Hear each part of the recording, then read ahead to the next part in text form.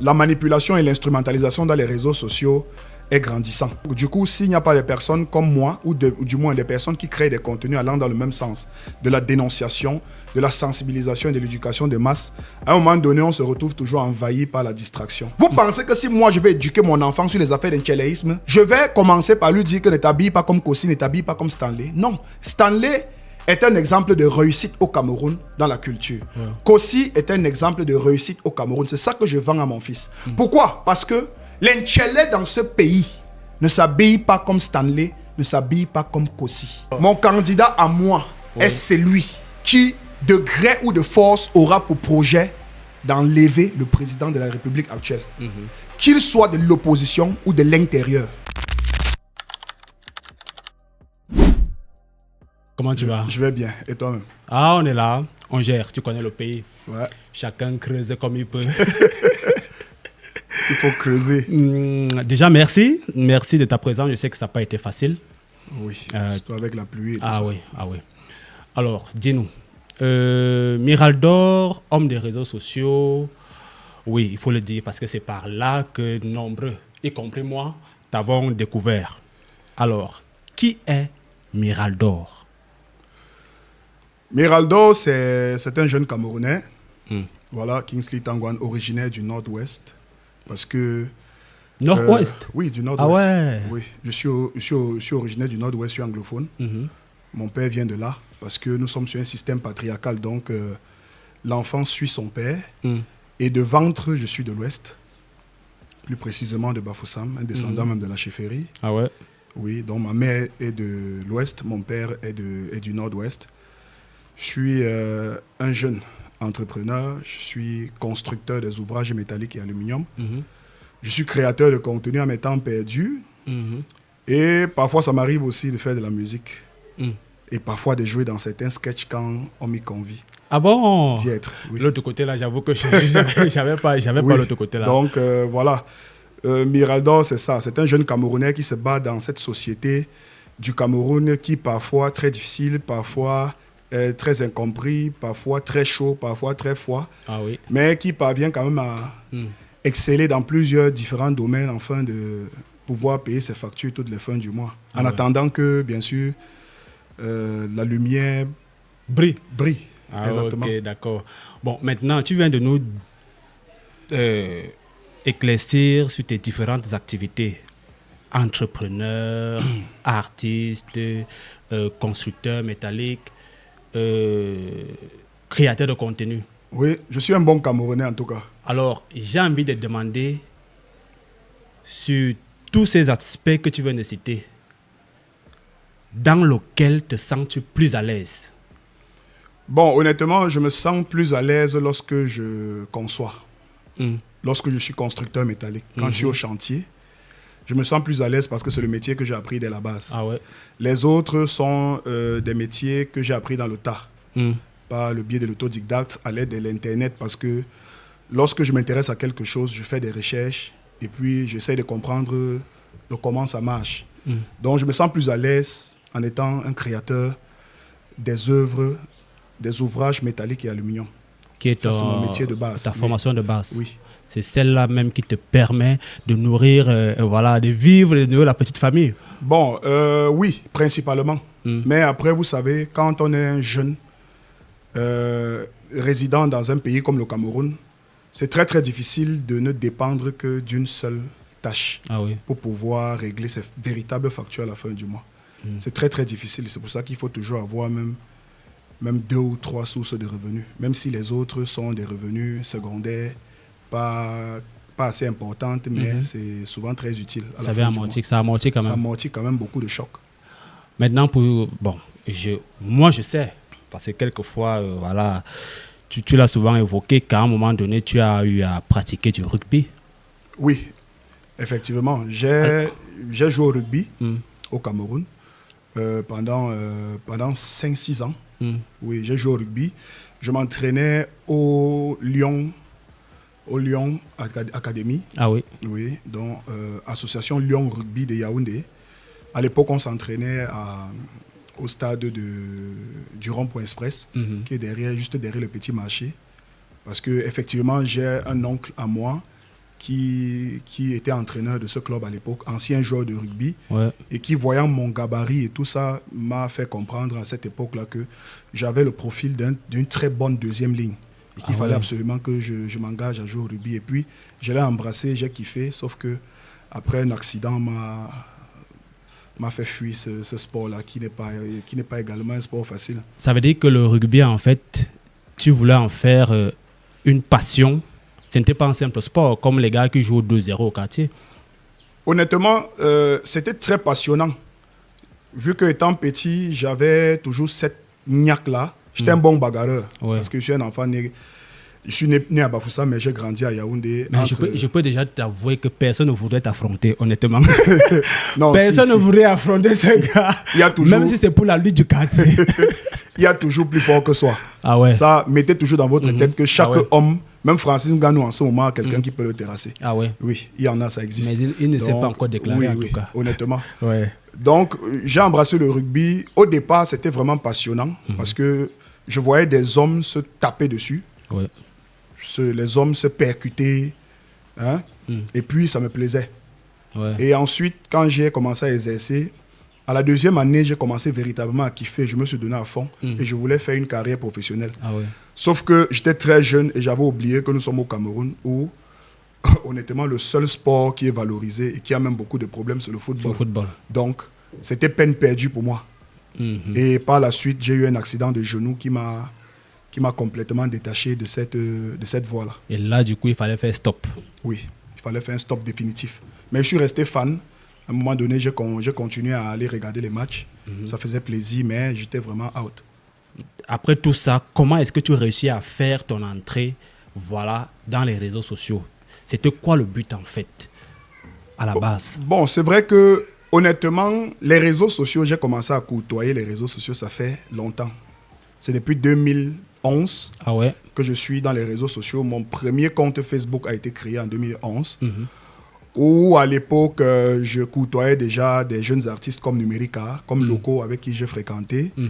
Nous fréquentons ensemble à l'époque avec les IVO, l'ancien beatmaker de Malox, un génie, un gars très talentueux, qui est derrière des multiples hits aujourd'hui au Cameroun. Nous flirtons ensemble à l'époque. J'apparaissais parfois dans certains clips de Numérica. À l'époque, je marchais avec lui comme une espèce de bodyguard. Donc, parce que j'avais une carrure vraiment très impressionnante à cette époque, parce que je faisais beaucoup de salles. Et par la suite, en 2015, moi aussi, je m'introduis musicalement parlant. Je deviens fan de la musique. Et c'est comme ça que je sors mon tout premier single qui s'appelait à l'époque Coq Dance, qui a créé beaucoup de boom dans les réseaux sociaux avec Manu Killer, qui avait aussi sorti une danse du coq, où voilà, ça a créé un peu de boom et c'est comme ça que les gens ont commencé à s'intéresser à moi. Donc j'ai côtoyé le showbiz musicalement parlant depuis 2015. Mais le véritable déclic, ce qui m'amène à devenir un créateur de contenu, c'est honnêtement les voix et les canaux d'expression que je voulais avoir. C'est-à-dire que je voulais passer à travers quelque chose de grand pour pouvoir communiquer à une masse. C'est-à-dire que avoir un large spectre. Donc du coup, à chaque fois que j'avais opportunité de toucher à la musique, j'essayais de voir comment est-ce qu'ils pouvaient sensibiliser à travers la musique. Maintenant est venu l'avènement des créateurs de contenu et tout. Du coup, je voyais tout le monde créer des contenus, tout le monde créer des concepts, chacun créait des buzz et tout. Et après, je me suis dit que les jeunes s'intéressent vraiment beaucoup à la comédie, au sketch, au sarcasme, aux affaires, l'ironie, du métaphore et tout ça, des collages de vidéos. Mais sauf qu'il me fallait absolument créer un personnage qui allait vraiment se distinguer dans les réseaux sociaux. Et voilà, c'est comme ça que j'ai commencé également à faire des vidéos parce que quelque part, c'était un peu de frustration. J'avais beaucoup de choses à dire. À l'époque des clashs et tout ça entre des artistes, les Lady Ponce, les Mani Bella et tout ça qui se clashaient alors que la musique ne t'aime pas encore en train de prendre véritablement son envol. Moi, je me disais que mais comment ces artistes aussi talentueux passent plus de temps à se clasher dans les réseaux sociaux au lieu de créer, au lieu qu'au Nigeria. Alors qu'au Nigeria, on a des artistes qui sont en train de créer. Donc, du coup, moi, je faisais des sorties et à l'époque, avec Beamster, qui a été conçu par Anissé Nemani en 2014. J'ai également appartenu à son groupe quand ça venait de commencer sur WhatsApp, où il allait chercher des chansons un peu de partout. Il faisait des recherches des albums qu'il envoyait aux gens dans le groupe. C'est de là où est né Beamster. Donc à l'époque, quand je faisais des vidéos étant dans ma chambre, Beamster relayait. Ça faisait en sorte que je devenais populaire, même sans avoir une véritable musique qui tenait vraiment sur le marché. Donc, du coup, je devenais imposant. J'avais ma carrure quand je faisais une vidéo, je montrais tout mon gabarit et tout ça. Je grondais les petits boss, je grondais tout le monde. Je me rappelle bien. Voilà. Donc, du coup, les gens se posaient sur la question, mais qui est ce jeune qui passe le temps à titiller, à gronder les bendeka, les grâces des que mais la musique camerounaise est en train de mourir, mais vous êtes là, vous faites même quoi et tout ça, c'est même qui? Voilà comment les gens commencent à s'intéresser à moi. Je me suis dit, donc si les gens s'intéressent sur moi sur la page des Beamsters, ça veut dire que si je crée mes propres plateformes, ils vont déménager des Beamsters pour venir chez moi. Et voilà d'où est venue l'idée de commencer à créer véritablement les vidéos et prendre des positions quand même assez poignantes. Oui, parlant de positions assez poignantes, ça c'est tout toi. Il est clair, tu as ta ligne éditoriale. Oui, elle est claire. Celle de la sensibilisation et de l'éveil des consciences. De conscience, oui. Alors, dis-nous, est-ce que depuis ta présence dans les réseaux sociaux, est-ce que tu as l'impression d'être écouté? Oui. J'ai cette impression-là que je suis très écouté par rapport au retour que je reçois. Oui. Quand vous faites une sortie ou quand vous menez un combat, par exemple, dans les réseaux sociaux contre des charognards et que vous recevez une cinquantaine de messages des jeunes d'ici et de la diaspora qui apprécient ce que vous faites, ça veut dire que quelque part, même si c'est très difficile, il y a quand même des jeunes qui écoutent le message que je prodigue tous les jours dans les réseaux sociaux. Mais honnêtement, je ne vais pas vous mentir que c'est insuffisant parce que la manipulation et l'instrumentalisation dans les réseaux sociaux est grandissant. Donc, du coup, s'il n'y a pas des personnes comme moi, ou du moins des personnes qui créent des contenus allant dans le même sens, de la dénonciation, de la sensibilisation et de l'éducation de masse, à un moment donné, on se retrouve toujours envahi par la distraction. Par ceux qui viennent créer des contenus pour contrecarrer ce que nous apportons comme éducation dans les réseaux sociaux. Et c'est ça le véritable combat qui est mené aujourd'hui dans les réseaux sociaux, parce que chacun est libre d'avoir une certaine ligne éditoriale. Mais lorsque nous sommes dans une société comme celle-ci, où les jeunes sont dans la perdition, et qu'on a en face d'autres jeunes qui ont réussi à se frayer un chemin dans les réseaux sociaux, mais qui décident de distraire, de manipuler, d'instrumentaliser, c'est là où Miraldo, le gendarme de la toile, se lève et il frappe. Mais je pense que les jeunes m'écoutent, mais en même temps, Miraldo n'est pas là pour sauver tout le monde. Il y a des élus que lorsqu'ils m'écoutent, ils vont t'écrire pour te dire que grâce à toi, j'ai monté ma boîte. Vraiment, tu m'as inspiré à être un jeune entrepreneur. J'ai commencé à me battre parce que j'ai vu comment tu as soutenu tel, tu as fait comme ça, tu as fait ceci. Vraiment, grâce à toi, je suis allé sur YouTube également comme toi. J'ai commencé à me former. Je connais déjà à monter les vidéos. Je connais à créer du concept. Je connais déjà comment introduire une vidéo, développer, conclure. Voilà, voilà. Donc, quand on a ce genre de retour, même si c'est minime, on sait quand même qu'on a touché quelqu'un, de toutes les façons. Est-ce que, dans ta création de contenu, c'est vrai, tu tournes, tu postes, est-ce qu'il t'est souvent arrivé d'être véritablement heurté par des commentaires? C'est-à-dire, tu arrives sur la barre de commentaires et de lire des choses horribles. Est-ce que ça t'est souvent arrivé, à un moment donné, de vouloir abandonner? Lire des choses horribles, oui. Des messages violents, agressifs, même des menaces parfois. Oui. Mais songer à abandonner, non. Je m'appelle Miraldo, je suis un Camerounais. J'ai grandi à Madagascar, en flamenco, comme Kanantinga. J'ai côtoyé Mokolo, briqueterie, comme Kanadamba, Bankolo, le Mozart, le Temple d'Or, Ampoule Rouge, le Tonneau de Madagascar, Cité Verte, Messa. Donc, j'ai grandi dans un environnement où, pour s'imposer à l'époque, il fallait absolument bagarrer pour que tout le monde sache que tel est plus fort que tel. Là, tu as ta place. Tant que vous n'êtes pas descendu au sol, tu n'as pas gagné. Donc, du coup, moi, quand je lis les commentaires des Camerounais, c'est tout Camerounais. C'est un peuple bipolaire, parfois conjoint, parfois changeant. Le matin, ils sont d'accord par rapport à ce que tu as dit. Le soir, ils ne sont plus d'accord parce que ça ne les arrange pas, parce que tu as pris peut-être le côté d'un autre adversaire. Vous voyez un peu tout ce qui se passe dans les réseaux sociaux avec les zibous et les églisiens. Vous avez des sardinas, les tontinas, vous avez les bamilekés et les bêtis qui passent le temps engamiés dans les chambres et à coucher beaucoup d'enfants et viennent nous distraire dans les réseaux sociaux. Donc il y a tout ça. Donc du coup, quand je lis les commentaires, parfois c'est très violent, mais après je prends du recul. Je commence à prendre des captures, des messages vraiment poignants et agressifs. Mais sauf que je me rends compte que dans une autre sortie que je fais le lendemain, celui qui hier me vilipendait commence à être très d'accord avec moi parce que là, j'ai un peu suivi sa voix. Sa voix, oui. Tu vois un peu? Je suis allé dans son sens. Et c'est un peu ce que je déplore de cette jeunesse parce que, visiblement, on peut la manipuler. On peut la manipuler aussi facilement parce qu'elle peut dire oui aujourd'hui et demain dire non, après-demain revenir sur le oui. Or, une jeunesse, normalement, devrait être intégrée, devrait être figée à ses objectifs. On ne Très devrait pas la concentrée, manipuler, très concentrée, savoir qui fait quoi dans quoi et pourquoi est-ce qu'il a pris telle position aujourd'hui et pourquoi est-ce qu'il la change demain et pourquoi est-ce que je devrais continuer à le suivre, lui faire confiance parce que ce sont ses prises de position personnelles. Ah ouais. Vous voyez, ce que parfois les gens oublient, c'est que ce sont nos pages. Nous prenons nos propres initiatives, nous choisissons nos lignes éditoriales nous-mêmes et nous assumons ce que nous faisons. Maintenant, les autres sont les suiveurs et les commentateurs. Ah ouais. Maintenant, s'ils veulent donner leurs avis, ils viennent en inbox. Tu m'écris ou tu m'appelles, Mirador, gars, j'ai vu telle sortie que tu as fait sur ton frère Kenfac. Moi, je pense que habituellement, tu devrais plutôt le faire dans le calme et tout, parce que c'est ton frère. Et en même temps, à moi de lui rappeler que, cher frère, Kenfac, ce n'est pas mon ennemi, c'est mon frère comme c'est ton frère. Donc, sache qu'on n'a pas de problème. Mais tant qu'il dira ce qui ne m'arrange pas dans l'espace public, je vais toujours lui répondre dans l'espace public et avec la même niaque. Il faudrait être libre de pouvoir le dire, oui. Est-ce qu'il t'est arrivé de faire une sortie et qu'après, tu te sentes buté parce que c'était un fake? Ça veut dire une histoire arrive sur la toile, ça fait son buzz, tu traites ta vidéo, tu balances. Mais après, tu te rends compte qu'en fait, c'était un buzz qui n'a rien à voir avec ce dont tu as parlé. Tellement tu as mis les organes, mais on te fait comprendre que c'était un buzz. Et puis bon, voilà. Comment tu te sens? Ça t'est déjà souvent arrivé d'abord? Oui. Honnêtement, ça heurte toujours. Tu vois, ça m'est déjà arrivé plusieurs fois. Récemment encore, c'est arrivé avec le petit mauvais bébé. Le mauvais bébé, oui, exactement. Les gens, il a créé un buzz autour de lui. C'est vrai qu'il y a eu un problème, mais après, les gens ont sorti une information comme quoi il avait été déféré à la prison centrale de New Bell. Pourtant, en réalité, il n'a pas franchi le seuil de la prison. Et honnêtement, lorsque j'ai fait ma sortie, et heureusement pour moi, c'est un petit que j'avais déjà prévenu il y a 1 an de cela. À la même date où on annonce qu'on l'a enfermé.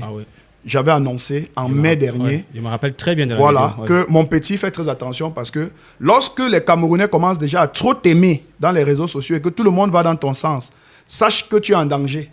Parce que les Camerounais ne doivent pas être d'accord avec toi tous les jours. Donc, s'ils sont d'accord avec toi du 1er au 31, sache que ce qui va t'arriver sera quelque chose de grave. Donc, il faut de temps en temps faire en sorte qu'on te déteste. C'est important. Donc, du coup, parfois, ça heurte. Mais je suis toujours du genre à prendre la chose de façon légère. Ça veut dire quoi? Je ne mets pas trop d'organes. Je reçois une information, je vois ce que l'opinion publique pense. L'information prend le terrain parce qu'en réalité, tout le monde est manipulable. Tout le monde, même le gouvernement peut le manipuler. On peut manipuler le gouvernement. Donc, tout le monde est manipulable. Ce qui fait que je prends l'information à chaud, mais je la traite d'une certaine manière. Je dis, bon, selon les informations reçues dans les réseaux sociaux, j'aurais vu sur la page d'un activiste, lanceur d'alerte, Zumanto, dire que le jeune mauvais bébé serait à la prison centrale de New Bell. Mon petit, n'est-ce pas, je t'avais prévenu. Là, je ne dis pas que... Je vous informe à l'instant que je viens d'appeler le registraire de la prison et il me dit que le mauvais bébé vient d'atterrir. Je dis, selon les informations reçues dans les réseaux sociaux, ça veut dire que c'est une information qui est propagée dans les réseaux sociaux et je la prends, je la traite. Si après, il s'avérait que ça soit faux ou qu'elle soit vraie, le plus important pour moi, c'est que à partir de cette information que je reçois, que je crée un contenu qui va éveiller les consciences parce qu'en réalité, il n'y a pas que le mauvais bébé que j'éduque à travers mes plateformes. Il y a d'autres jeunes petits qui sont même plus vulnérables que lui. Exactement. Donc, c'est un peu comme ça que moi, je traite mes sujets. Mais sinon, après, parfois, on regrette que, gars, j'ai même parlé pourquoi. Si ça avait resté moi-même tranquille. Tu laisses ta chose tranquille. Les gens, c'est tous les jours dans la manipulation, mon frère. Tous les jours manipulés dans les réseaux. Tout ça, le buzz. Et puis, nous sommes dans un environnement où on a appris aux enfants qu'à chaque fois que vous avez un projet à mettre sur pied, vous créez le buzz d'abord. Pourquoi? Parce que l'industrie du showbiz camerounais est polluée et infantilisée, est médiocrisée. Donc, du coup, on a des jeunes qui, à chaque fois qu'ils ont un projet à mettre sur pied, obligés de créer soit un scandale autour d'eux pour pouvoir attirer l'attention des gens sur leur projet. Il faudrait qu'on repense cette société. Bon, je rebondis là. Vu les critiques que tu viens d'apporter sur la gérance, la façon avec laquelle les jeunes ont tendance à utiliser les réseaux sociaux. Si aujourd'hui, toi, Miraldor, on te donnait un bouton rouge, on te disait, tu avais la possibilité de cliquer sur le bouton rouge, c'est-à-dire ôter, éliminer les réseaux sociaux du Cameroun. Ça veut dire, on te dit, voilà un bouton rouge. Si tu appuies, les réseaux sociaux, on n'en parle plus au Cameroun. Si tu laisses, ça veut dire que tu estimes que ça va. Quelle serait ta réaction face à ce bouton rouge? Bon, pour te dire vrai, je ne suis pas de ceux qui pensent qu'il faut éliminer les réseaux sociaux au Cameroun parce que la solution, ce n'est pas d'éliminer les réseaux sociaux. Aujourd'hui, on n'a pas le choix. Nous sommes à l'ère de la mondialisation, à l'ère des nouvelles technologies. Aujourd'hui, nous embrassons avec brio l'intelligence artificielle. Donc, je ne peux pas appuyer sur un bouton rouge pour stopper Internet. Mais je pense qu'on peut l'encadrer. Et c'est ça le véritable problème que nous avons dans notre société camerounaise. L'espace cybernétique n'est pas encadré. C'est du poula-poula. C'est pour ça que vous avez connu des Cynthia Fiangang qui sont arrivés dans les réseaux sociaux. Ouais. Et on fait des vidéos où on voyait comment on les prenait à cheval. Ça, il faut le dire aux jeunes pour qu'ils comprennent. C'est pour ça que vous avez connu toutes les inepties que vous voyez à tort à travers dans les réseaux. Et je pense que vous voyez très bien les vidéos, même à caractère politique, des hommes intellectuels, des philosophes qui parfois apparaissent dans des vidéos avec un langage ordurier, dans certaines vidéos qui fuitent parfois et se retrouvent sur Facebook, sur TikTok. Donc moi, je ne pense pas que c'est le créateur d'Internet qui leur a demandé de faire ça. C'est un problème de mentalité qu'il faut corriger au niveau du Cameroun. Et il faut corriger ce problème de mentalité de la tête en descendant par les pieds. Parce que vous savez très bien que dans une maison, lorsque les enfants se comportent mal, on pointe du doigt aux parents. Donc nous sommes des enfants de certains parents au Cameroun. Et à qui il faut pointer du doigt? C'est eux qui ont la clé. On a un ministère des réseaux et télécoms et tout ça au Cameroun. On a l'Antique au Cameroun. On a Camtel au Cameroun qui distribue Internet. On a ces entreprises, le ministère de la Communication. On a le ministre de la Jeunesse. On a le ministre de la Promotion de la Femme et de la Famille. Même le ministre de l'Administration territoriale. Parce que l'Internet, ça se passe dans son territoire. Ça veut dire qu'on peut à un moment donné canaliser tout ça. Et moi, je pense qu'il y a beaucoup plus un problème d'éducation que d'un problème d'Internet. Parce que Internet est utile. Je coupe Internet. Ce contenu que nous sommes en train de créer en ce moment sera diffusé où? Exactement. Il sera diffusé dans l'espace cybernétique. Si je coupe Internet, ton émission ne servira à rien. Il va maintenant falloir que tu commences à aller supplier et tout ça pour être soit sur un bouquet pour pouvoir le diffuser à la télé. Exactement. Donc, on ne peut pas couper Internet. Ça sert aux entreprises. Le gouvernement en a besoin. Les entreprises en ont besoin. Les artistes en ont besoin. Les créateurs, les acteurs de cinéma, les peintres. Bref, aujourd'hui, tout le monde a besoin de l'Internet pour pouvoir se déployer. Donc, on ne peut pas le stopper. Voilà, on ne peut pas le stopper. Est-ce que pour toi, un créateur de contenu, ça peut être considéré comme un métier aujourd'hui qui nourrirait son nom? Oui, c'est un métier. C'est un métier partout dans le monde. Je ne vois pas pourquoi au Cameroun, ça devrait faire l'exception. La création de contenu, en tout cas, moi, ce que je dirais, c'est que Internet, de façon générale, est un secteur qui offre des opportunités dans plusieurs divers domaines. En dehors de la création de contenu, il y a la production, il y a le e-marketing, il y a le e-commerce, il y a le e-graphisme, il y a l'infographie, il y a le beatmaking, il y a la réalisation vidéo. Parce que, honnêtement, aujourd'hui, vous ne pouvez pas faire du beatmaking si vous n'achetez pas des plugins. Pour acheter les plugins, on les achète où? Vous ne pouvez pas faire des mises à jour de vos applications et tout ça dans vos caméras ici. Vous avez besoin d'Internet pour pouvoir les télécharger, les acheter à travers Internet et tout ça. Donc, Internet offre un large spectre d'opportunités que les Camerounais, en réalité, la jeunesse camerounaise, n'a même pas encore saisi le tiers de ce que pourrait offrir Internet. En fait, la plupart des jeunes Camerounais sont dans les commentaires et dans le partage et les likes des vidéos. Ils n'ont pas compris à un moment donné qu'il faut être en face. Ils ne se résument qu'à commenter, à créer de la haine dans les réseaux, à partager des inepties, des conneries, à liker, même là où il ne faut pas liker. Tu vois?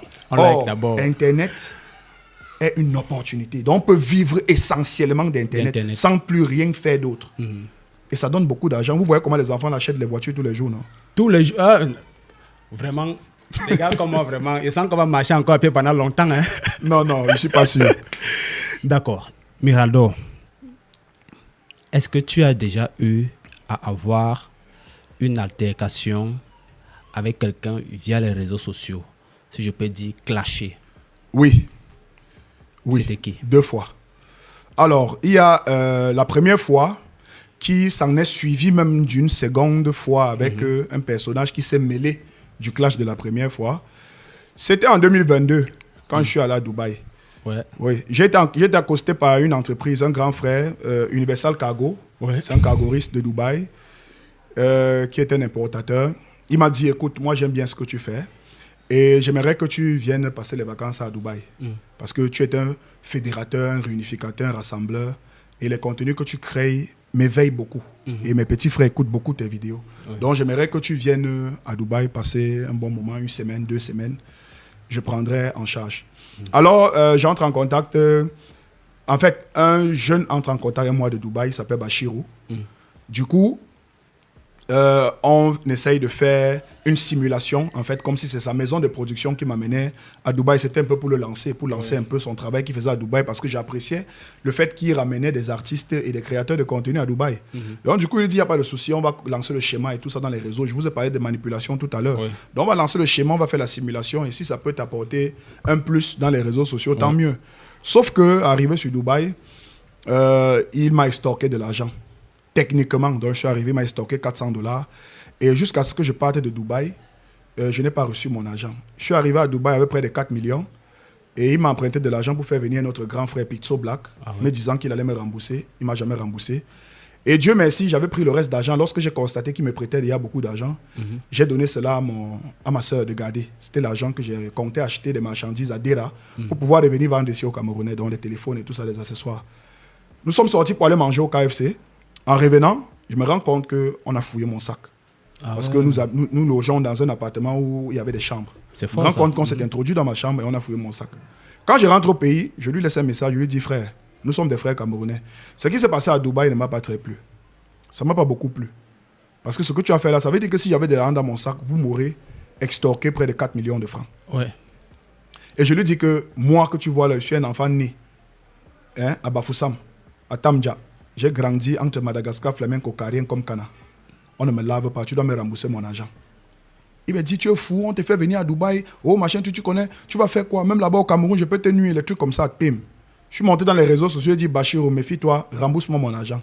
Rien que le fait d'avoir posté, rembourse-moi mon argent, j'ai reçu au moins 10 personnes qui sont venues en inbox se plaindre d'avoir été escroquées par la même personne. Oui. Et en tant que combattant, dénonciateur, sensibilisateur, éducateur de masse, il était très mal tombé. Donc du coup, je lui ai dit, mon cher ami, là tu es mal tombé, tu as une chose à faire. Tu me bacs mes dos, je pars moi dormir. Ou bien tu vas devoir recevoir l'avalanche sur toi. Il a continué à m'aider et tout. J'ai fait venir tous les gars qui étaient concernés sur Douala et tout ça là. Ceux qui étaient ici sur Bafoussam, ils sont arrivés ici. Et nous sommes allés au CERT, déposer une plainte collective contre lui.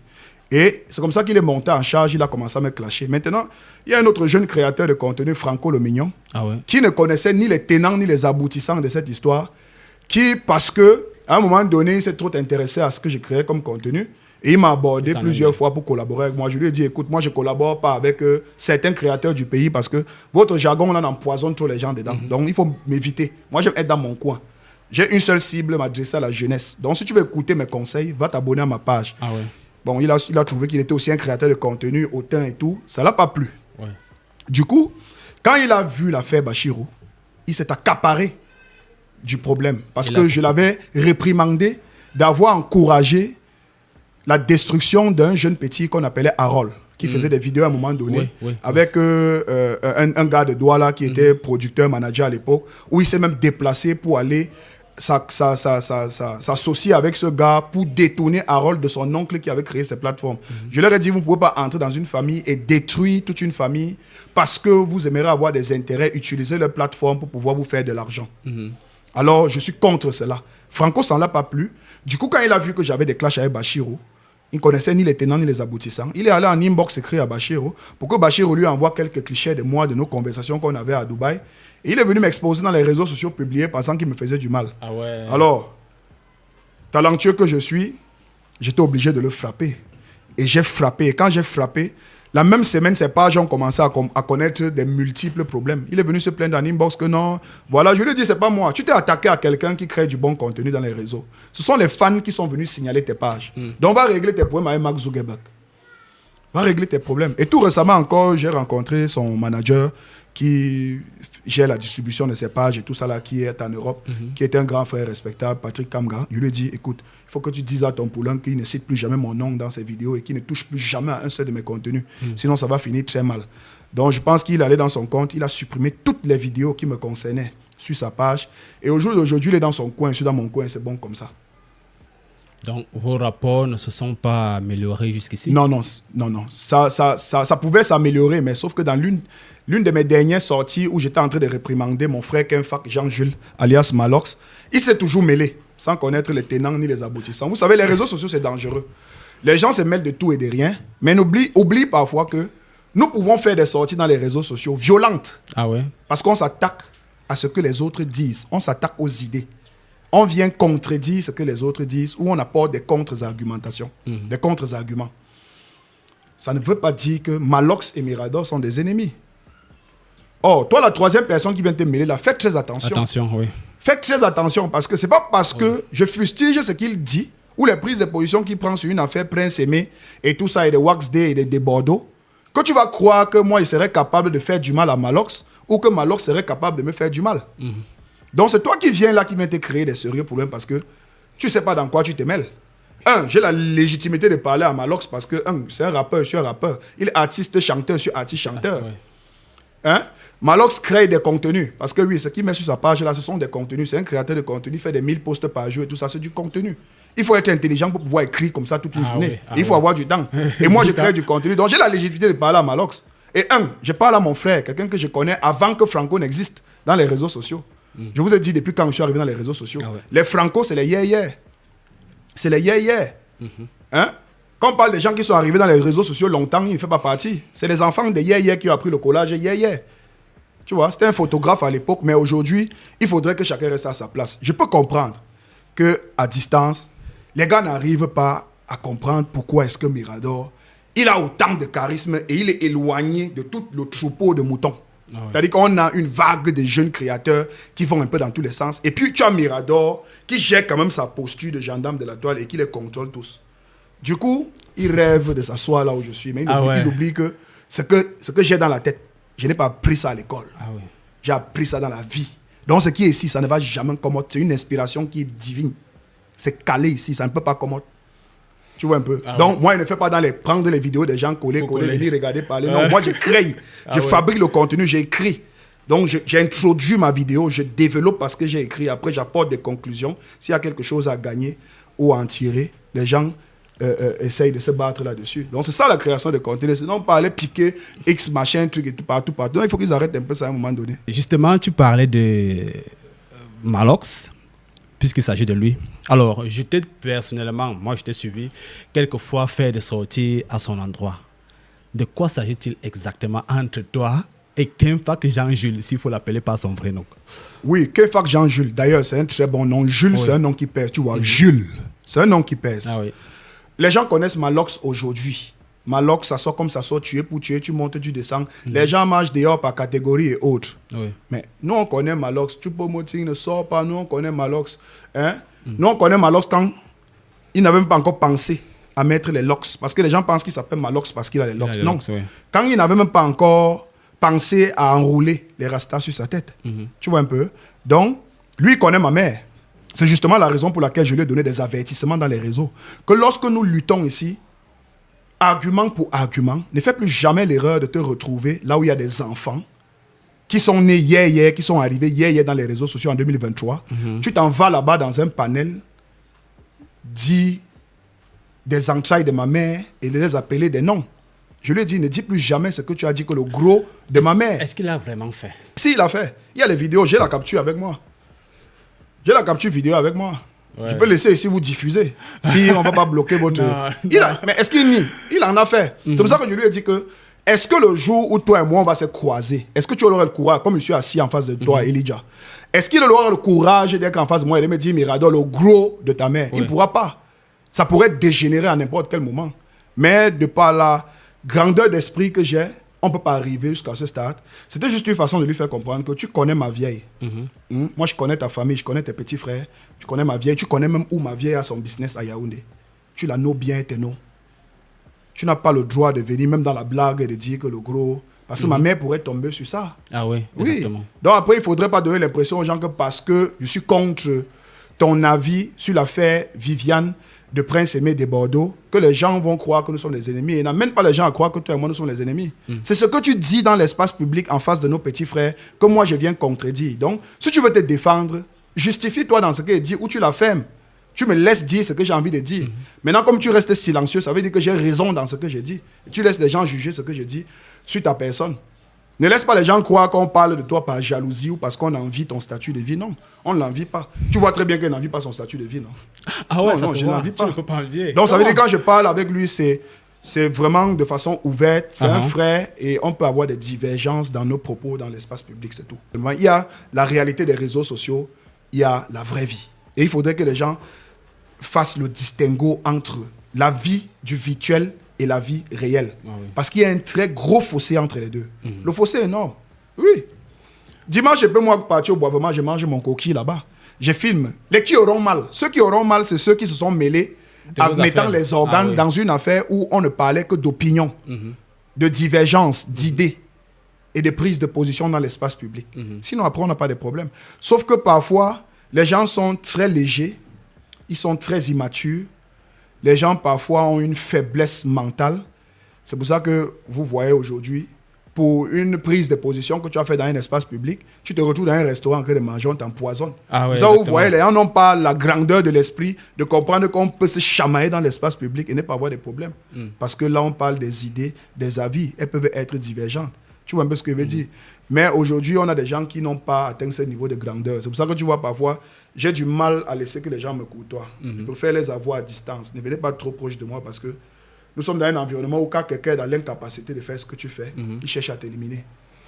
Bon, maintenant, vu qu'on parle de Malox, et ce que je vais aborder, c'est justement parce que tu es artiste et j'imagine que tu as forcément ton avis à donner là-dessus. Actuellement, il se passe une sorte de clash entre lui et Kossi. Ouais. Voilà. Des déchirements qui viennent de depuis, je peux dire depuis longtemps, depuis un bon bout. Ouais. Alors, quel est ton regard face à ce qui se passe entre les deux personnages? Moi, je pense que c'est très bon ce qui se passe. Très bon pour le showbiz. Très bon pour la partie show. Ah oui. Et ça peut être transformé en business. Tout ce qu'ils font là. Oui, parce que c'est intéressant. C'est ce qui s'est passé entre Imra et Didi B. Vous avez vu le concert de Sauf que Didi B, non? Didi B, ils le font en studio. Non, laisse-moi venir. Oui. C'est pour ça que je voulais chuter en disant que c'est très bon ce qu'ils sont en train de faire. Parce que ça permet de vivre. Oui. Ça permet au showbiz de vivre, ça crée le mouvement et tout, ça crée de l'audience, ça canalise les gens, tu vois. Parce que les gens vont aller dormir sur la page de Kossi, qu'est-ce qu'il va dire demain? Les gens vont venir dormir sur la page du King autoproclamé, qu'est-ce qu'il a dit aujourd'hui et tout. C'est bon, cet engouement-là est bon, mais c'est mal fait. C'est mal fait parce que ils sont entrés dans la dépravation avec les mademoiselles, avec les Nchele, les mêmes mots qui reviennent, PD, machin et tout, tu vois. C'est trop sale. Tu vois un peu, non? Ils reviennent, chacun veut se justifier si sa musique est bonne ou pas. L'autre dit, on dit que c'est lui qui n'a jamais gnoxé, aujourd'hui tu vas gnoxa. Et un autre qui dit que non, on dit que pour l'autre est bon. Est-ce que c'est plus bon que les gens marchent dehors par catégorie? Mais il oublie que lui-même aussi, il a déjà parlé de gnoxé et puis baiser et tout ça là. Donc il oublie que lui-même il en parle. Donc du coup, c'est pas important. Vous avez déjà décidé de choisir vos différentes lignes éditoriales. Vous faites de la musique hardcore, gangsta rap. C'est validé dans votre société. Ne vous justifiez plus. Faites-le. C'est ce que vous avez choisi de faire. Vous avez décidé de donner ça à la jeunesse. Donnez-en. Donc, du coup, au sortir d'un clash comme celui-là, Kossi doit organiser son concert au Palais des Sports. Et ça, n'oublie pas que Kossi ne fait pas de sorties et des lives multipliés. Parce que les coucous gens dérangent. Quand tu vois quelqu'un qui est cool, il dérange. Les coucous gens dérangent. Particulièrement nuisibles. Ils sont nuisibles. Donc, sa sortie n'est pas anodine. Il prépare son Palais des Sports. J'espère que tu es au courant. Je suis au courant. Voilà. Donc, cette sortie peut être un préambule. Un moyen de vendre un moyen de créer l'engouement autour de lui pour pouvoir ensuite sortir une affiche, comme il a fait avec le Canal Olympia. Oui, ça c'est la partie qui est merveilleuse dans l'histoire. Imra et Didi B l'ont fait. Didi B a cassé les papos, il a brisé tous les codes. Tu as vu ce qu'un rappeur a fait en Côte d'Ivoire? C'était magnifique. Imra lui-même, quand il attrape, il est vanu. Pendant ce temps, ça clash fort, mais ça fabrique des richesses. Par exemple, derrière l'argent qu'ils gagnent là, derrière les concerts qu'ils organisent, ils emploient des hôtesses, on emploie des maisons de production comme les Sono Life et tout. On emploie des vigiles, hein? On vend beaucoup de tickets, ça crée de l'engouement. Les gens viennent vendre les bonbons dehors. Ça fait grimper l'économie. Et je pense qu'au Cameroun, les investisseurs, les hommes d'affaires, les fémans, les gens qui fabriquent des agents, qui blanchissent l'argent dans le noir, devraient investir dans la musique pour qu'on soit aussi comme les Nigérians. Mais honnêtement, qu'un fac et qu'aussi, ce que vous faites là est intéressant. Mais évitez de descendre dans la basse classe avec les injures des enfants du quartier et tout ça. Entrez en studio et vilipender les réseaux sociaux avec la bonne musique. C'est tout. Et au sortir de là, vous créez une fausse réconciliation que vous allez gâter même encore après. C'est ça qu'il s'agit, c'est le showbiz. C'est la manipulation. Parce que nous sommes dans un environnement où les gens n'achètent pas la musique d'eux-mêmes. Donc il faut les forcer à acheter le produit. Il faut forcer. C'est le marketing ho-ha qu'il faut faire aux Camerounais. Parce qu'ils n'ont pas la culture d'acheter la musique d'eux-mêmes. Donc il faut créer des trucs de temps en temps pour les amener un peu à se réveiller. Donc pour moi, c'est quelque chose de bon. Mais il faudrait juste qu'ils orientent un peu bien ça. Parce que après, ça peut créer des inimitiés entre X fans et X autres fans. Bon, la vérité aussi, c'est qu'au Cameroun, vraiment, quelqu'un ne détient pas des fans. Hein. Tout ça, c'est des brebis. C'est les mêmes brebis qui sont dans les réseaux, qui écoutent tel artiste et après ils font des clans hibou, églisiens, dépendants de leur ventre ou soit de leur prise de position et tout ça. Donc, voilà. Bon, il y a quand même, également, j'aborde ça, connaissant tes prises de position, connaissant ta valeur éthique sur certains points. Malox a évoqué, il y a un point qui ne cesse d'évoquer, qui moi aussi également, je dois le dire, attire mon attention. C'est-à-dire, aujourd'hui, on se retrouve avec des personnes, des rappeurs virils, je dirais à l'époque que nous avons connus, qui aujourd'hui se sont tout d'un coup transformés, je vais dire, qui se retrouvent en train de s'habiller, je dirais, comme Malox, comme des femmes. Comment est-ce qu'on peut comprendre qu'un rappeur viril qu'on a connu il y a un moment, aujourd'hui, se retrouve en train de nous servir cette image du jour au lendemain? Ce qu'il faut savoir, c'est que le hip-hop n'est pas une culture camerounaise. Hein. Exactement. Voilà. Je suis d'accord avec toi. Donc, quand j'ai fini de dire cela, j'aimerais te dire que nous n'avons pas des obligations envers le hip-hop lorsque nous sommes au Cameroun. Nous n'avons pas d'obligation de respect de cette culture lorsque nous décidons de la fabriquer au Cameroun. Nous la mélangeons comme nous voulons. Nous pouvons mélanger du hip-hop avec du rythme Bensikin, Bikuti, Mangambe, Asiko, Makossa, comme nous voulons. Faire même du hip-hop, de la trap mbolé. C'est ça le Cameroun. C'est notre diversité. Donc, diversité, on fait de ça ce qu'on veut. Ce n'est pas une culture qu'on va venir dire que les rappeurs, comme si c'était pour nous. Non, c'est pour les Américains, ça ne nous concerne pas. Dites-moi que non, un chanteur de Makossa a commencé à s'habiller en mettant le string dehors. Là, il veut comprendre que non, celui-ci, il a insulté la culture camerounaise. Dites-moi qu'un artiste de Bensikin a commencé à s'habiller avec les talons, les cos-cos des mademoiselles, d'Enchele et tout ça. Je vais te dire que non, c'est quoi que tu fais avec la musique culturelle comme ça? C'est notre patrimoine. Le hip-hop n'est pas un patrimoine camerounais. Donc, du coup, on s'est retrouvé dans une société où ce hip-hop, des gars hardcore de l'époque qui étaient virils, qui l'ont fait pendant des années, des décennies, n'a rien produit. Ils n'ont formé personne. Ils n'ont pas assuré une certaine relève. Tous les enfants que vous voyez aujourd'hui ici, c'est des enfants qui se sont préfabriqués d'eux-mêmes. Certaines maisons de production ont récupéré. Ils ont sucé ce qu'ils avaient à sucer. Ils ont jeté. Les enfants là se sont retrouvés en train de s'autoproduire. Et quand ils s'autoproduisent, ils font ce qu'ils veulent. Ils sont libres. Un gars comme Kossi, il est libre de faire ce qu'il veut. Et puis après, il ne faudrait pas incultiser les gens. Bon, je ne sais pas si c'est français, mais il ne faudrait pas enlever la culture ou la connaissance chez les Camerounais. Déjà, il faut savoir que s'habiller est un art. S'habiller est un art. Ce n'est pas parce que quelqu'un met des talons que ça ne te plaît pas ou que c'est peut-être appréhendé dans ton environnement comme... Non, Miraldo. Attends, je vais te dire. Te connaissant, ça me surprend plutôt ta position actuellement. Je vais te dire, je vais finir. Oui. J'en viens. Déjà, ce qu'il faut savoir, c'est que un artiste, c'est un fou. Celui qui fustige cet habillement, lui-même là, on n'aime pas son habillement. Quelque part. Mais il y a des fans qui adorent son habillement. Le fait d'être toujours en t-shirt, pantalon, jean avec une grosse chaîne. Il y a des gens qui apprécient ça, mais il y a des gens qui n'apprécient pas. La vérité, c'est que lui-même qui était un rappeur ne s'habille pas comme des rappeurs américains. Tu as déjà vu quand Busta Rhymes s'habille? Tu vois comment Busta Rhymes s'habille?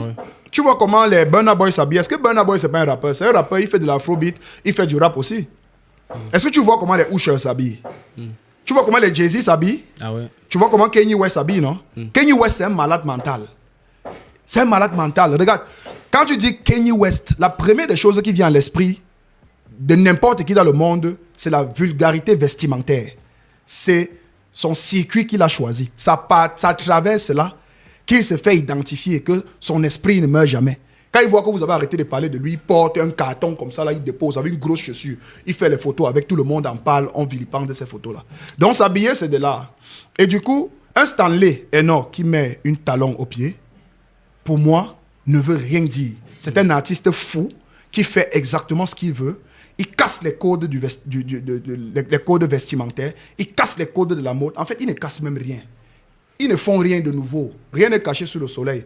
Les talons que Stanley et Kossi portent là ont été portés pour la toute première fois dans le monde par des hommes. Oui, faites des recherches. Les talons que Stanley et portent et Kossi ont été portés pour la toute première fois par des hommes. À l'époque, à l'Antiquité, c'est les hommes qui mettaient les talons. Renseignez-vous, on va vous dire. Maintenant, Miraldo. Maintenant, l'habillement, c'est que moi j'ai envie que vous posez donc à inviter Malox ici. Il faut l'inviter. Vous lui demandez qu'est-ce que le vêtement de Kossi ou de Stanley enlève comme substance de leur production. Ils sont Camerounais. Ils n'ont pas une obligation envers le hip-hop. Ils ne l'ont pas. Parce que quand tu es africain, tu n'as pas une obligation envers le hip-hop. Tu prends au contraire, le hip-hop peut t'aider à faire tes placements de produits culturels camerounais. Miraldo, je vais me charger de l'avoir ici. Oui, il faut l'avoir ici. Est-ce que, Miraldo, à un moment donné, tu aimerais avoir ton fils de 12 ou 13 ans qui soit fan de Stanley Eno, ou de, je ne sais pas moi, Kossi, qui, du jour au lendemain, va se retrouver à dire, papa, voilà, j'aimerais tel ou tel habillement comme Stanley Eno. Est-ce que toi, en tant que père, tu vas pouvoir encaisser cela, de savoir que ton gamin peut porter une jupe, peut se mettre des talons, peut se faire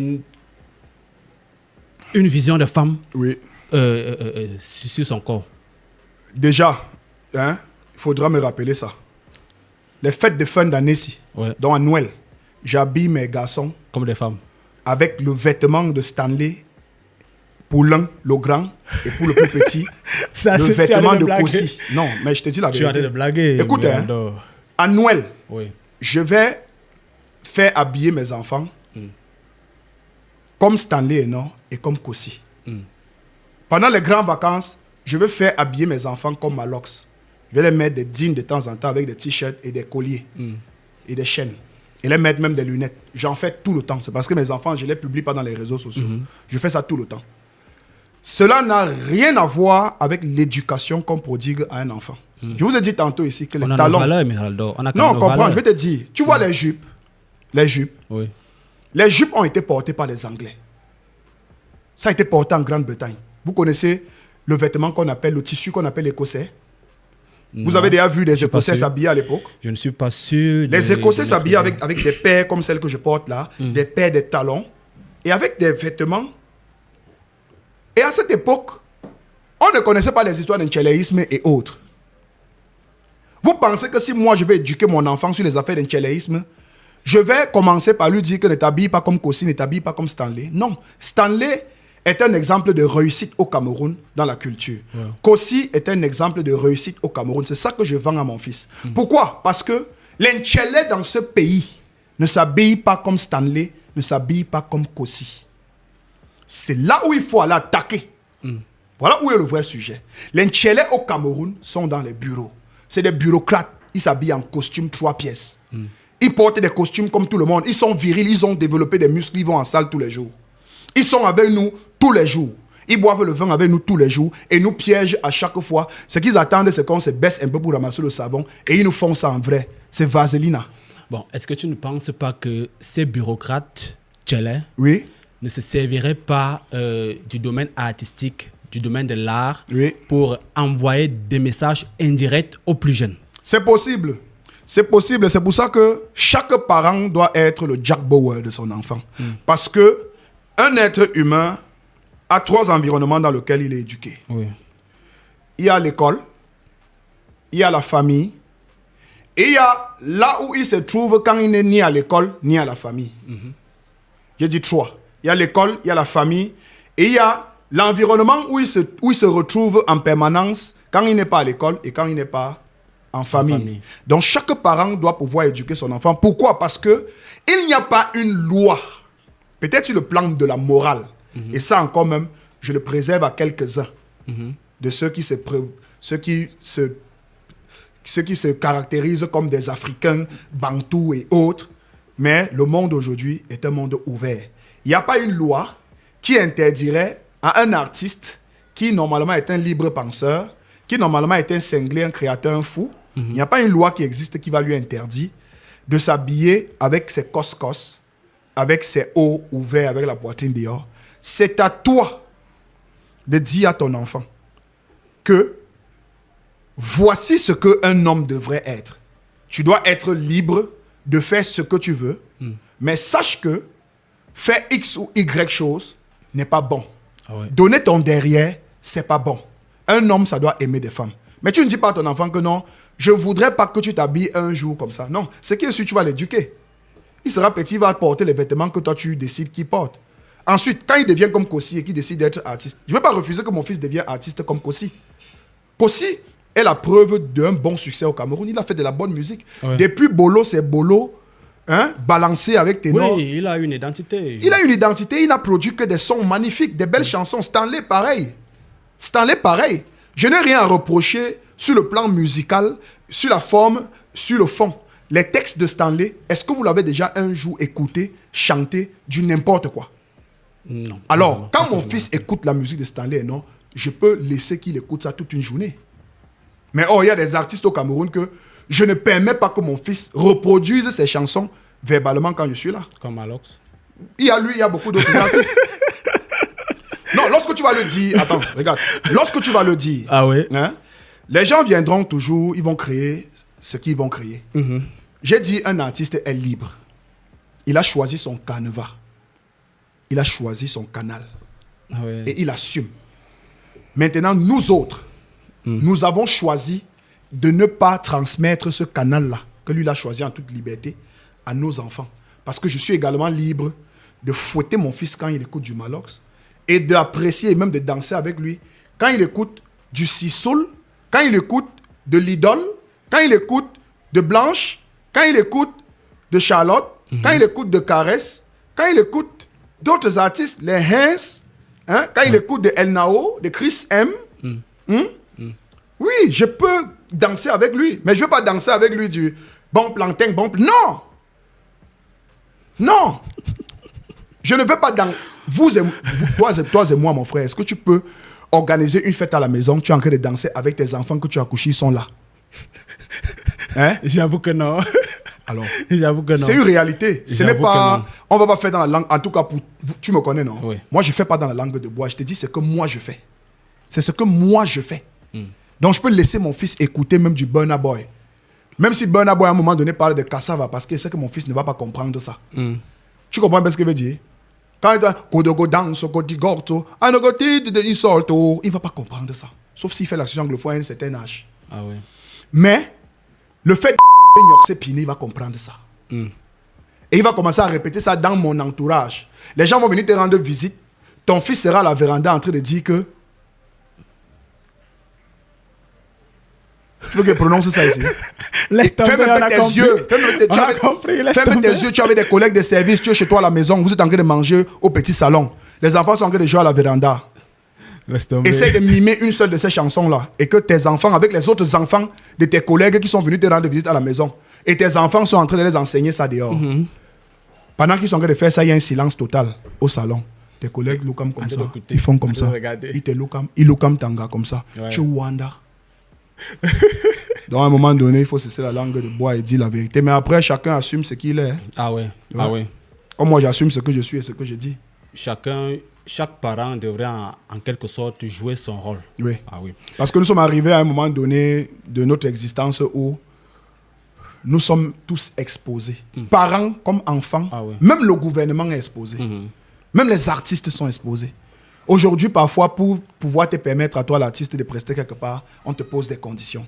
Pourquoi? Parce qu'on a tellement clochardisé l'artiste qu'à un moment donné, tu es obligé d'accepter. Parce que si tu n'acceptes pas, tu vas manger où? Nous sommes tous exposés. Et il faudrait que les parents, ceux qui accouchent des enfants, sortent un peu de cette facilité-là à toujours dire que c'est les autres qui doivent les permettre d'éduquer les enfants. Zéro faute. Moi, ma mère n'attendait pas que notre environnement... S'il fallait seulement que ma mère laisse l'environnement m'éduquer, Elijah, je serais un puissant agresseur. Ah ouais. Oui, je serais dans le bloc Inta. Le genre, oh, tout le monde à terre. Argent, bijoux, portable à main. Et personne n'aimerait te croiser sur un Et couloir. personne n'aimerait me croiser sur un couloir avec ma Matendal 202 parce que là où ouais. le gabarit, quand il dit que donne, tu donnes seulement. J'ai grandi en carrière Madagascar, flamenco, comme Kana, il sait de quoi il parle. Pour ceux qui ont grandi là-bas savent. Donc, si ma mère, à un moment donné, ne m'a pas mis en langue 95, dit que petit frère, you papa don't go. Na mi abi you mami and you papa. Enchaînement 3 temps de regard, elle dépose le genou sur mon cou. Elle dit que toi là, tu ne te gâteras pas. Il va te redresser. Et je remercie ma mère pour ça parce qu'elle a fabriqué un gars libre. Alors, Miraldo, au vu de tout ce qui vient d'être dit, moi j'ai compris ta position. Hein. J'ai compris ta position. Mais est-ce qu'il en est de même en ce qui concerne ceux-là de la comédie qui se déguisent en femme? Honnêtement, Je prends l'exemple direct pour aller terre à terre de Moustique le charismatique qui de temps à autre a tendance à dévier. je peux comprendre que les gens soient émotionnellement touchés, moralement touchés, de par les réalités que nous vivons aujourd'hui dans notre environnement. Ouais. Mais moi, j'ai envie de vous rappeler que les habillements ou les caricatures ou les jeux de rôle ne sont pas nés aujourd'hui.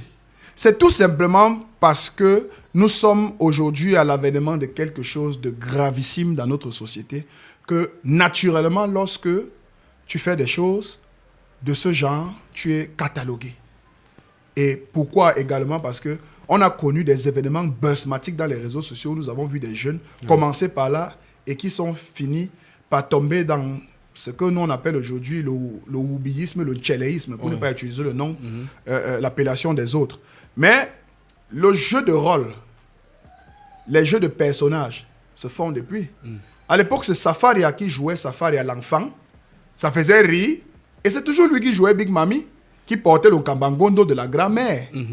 Pour faire, mon fils, va me laisser au marché. Et après, c'est lui qui enlève, il met la tenue. Ya, ya, piango, mengo. Donc, ça faisait rire. On était contents, on rigolait. Parce qu'à cette époque, ça ne veut pas dire qu'il n'y avait pas le tchéléisme dans le showbiz. Hein. Il y en avait toujours, mais il n'y avait pas l'avènement des réseaux sociaux qui est venu aujourd'hui vilipender, amplifier et donner cette opportunité-là à tous les jeunes de faire ce qu'ils veulent comme ils veulent. Tu vois un peu? À l'instar de ces enfants-là qui portaient des cabas pour faire des comédies. Hein? Et puis demain, tu entends qu'il est à l'élé. Ah oui. C'est ça le problème. Sinon, honnêtement, dans un environnement normal, où on respecte l'art, où l'artiste est libre, où l'artiste est un penseur, un créateur, ça ne devrait même pas effleurer la pensée des gens. Ça ne devrait même pas choquer les gens. Parce que on aurait tellement encadré l'environnement culturel que ça n'aura même pas le temps de mettre les gens en colère, en réalité. C'est parce que nous sommes dans un environnement où la culture est pauvre. La culture est pauvre. Tu as des enfants qui vont faire des sketchs au village. Personne ne partage. On dit que c'est villageois et c'est sale. Regardez le jeune Harold, comme je parlais tout à l'heure. Voilà un enfant qu'on a fabriqué. Il a commencé à créer des contenus au village. Tout le monde a aimé le jeune Harold. Jusqu'à ce qu'on décide de moderniser Harold. Oui. Tu sais que c'est là où le petit est tombé en enfer. Quand on a choisi de l'enlever du village et de l'amener à Douala. Il vous avait demandé qu'il voulait quitter de ça. Il était à Bafoussam, il ne vous dérangeait pas là-bas. Il faisait ses vidéos avec les maisons terre battues. Dans la terre rouge, il s'enroulait dedans.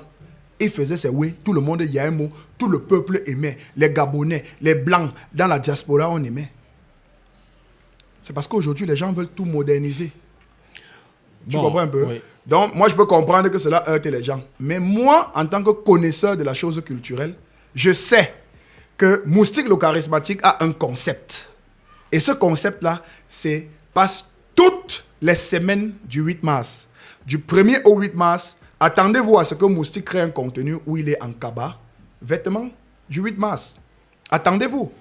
Maintenant, n'oubliez pas également que toutes les semaines de la jeunesse, Moustique crée un contenu avec un personnage jeune. N'oubliez pas qu'il y a des événements où Moustique crée du contenu avec un autre personnage qui s'appelle Bacchus. Où il crée un contenu avec un Soulard. Il crée un contenu avec X. C'est un artiste. C'est un artiste. Et il ne faudrait pas cataloguer les gens et leur prêter des noms tout simplement parce que votre voisin a porté la jupe et qu'il est parti, on lui a cassé le derrière. Donc je suis contre ça. Bon, à la vérité, ce que tu dis est fort pertinent et fort vrai même d'ailleurs. J'épouse ça. Sauf que l'Afrique et le Cameroun en particulier a ses valeurs. Lesquelles valeurs? Ce qui fait que... Frère, lesquelles valeurs? Ce qui fait que... Qui respecte les valeurs africaines? Lesquelles valeurs? Ce qui fait que on a du mal à avaler certaines pilules comme celle-là. N'avalez pas. Vous êtes d'abord là dans C'est votre complet. Afrique. Vous êtes dans une Afrique où ce sont des vieillards de 100 ans qui vous gouvernent. Vous avez des ministres qu'on ne remanie jamais dans votre environnement. Des gens qui sont là depuis que je suis né. Vous ne trouvez pas que c'est mauvais? Miraldo. Mais non, laisse-moi te dire quelque chose. Vous dites qu'on a des valeurs africaines. Vous êtes dans un continent où vous jeunes, moi jeune, toi et moi, Oui. regarde, toi et moi, nous sommes de la même tranche d'âge. On se fait gouverner par des personnes qui ont dépassé 80 ans. Miraldo. Tu veux fuir? Miraldo. Ok. Miraldo. Vous voulez parler des valeurs? Miraldo. Je t'écoute, mon frère.